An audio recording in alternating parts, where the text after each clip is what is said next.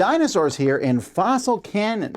Now, Fossil Canyon, the thing about this one, I think, is that the box itself almost looks not like a game, but it looks like, you know, a set of dinosaur cards that give you information. This box looks very educational, like you would see it on a shelf at a museum. You're like, yeah, does this have like fake dinosaur bones in it? No, it's a board game. Let me show you. One thing I really like about this game is that you are collecting dinosaurs. Each player will have a little puzzle piece out here representing them. But as you collect different dinosaurs, you're going to put them here. Dinosaurs are worth points. That one's worth 10 points, and this Triceratops is worth 19 points.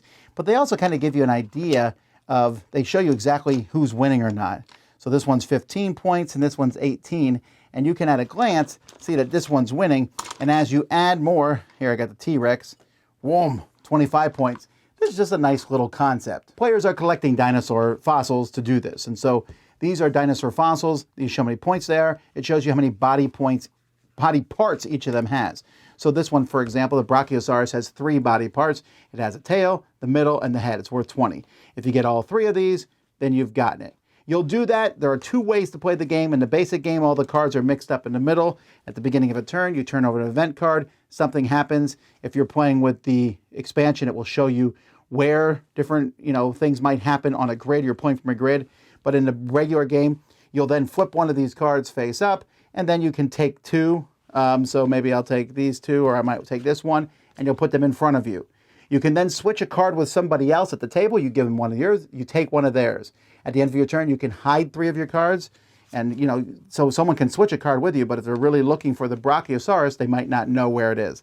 And that's it. Lots of different cards with lots of different dinosaurs. Some cards give you research, which is other ways to get points. And then, like I said, you can put them out in a nice little grid to play the full game. The game also comes with a science book, which didn't surprise me at all, talking about fossils and where people might find them. And let me show you a quick setup of the other game with the dinosaurs out there in a grid, so you can play that as a more advanced one. Here's the map for the more advanced game, but even more importantly, here's the dinosaur poster on the back of it. Of course, if you're going to play the game, you can't put the dinosaur poster on your wall, so that's sad. But Fossil Canyon, it's not an amazing game, but it's a pretty solid one of collecting resources. Me and my son really enjoyed this one. The card quality here is fantastic. The puzzle piece quality is good. Collecting them, there's a few cards that aren't in the game, so you're like, should I try to get the T-Rex? Is all the T-Rex even here? The one thing that stops me from loving this game are those random events. Some of them are like, well, this turn you get to take an extra card. Or this turn you only take 1 card.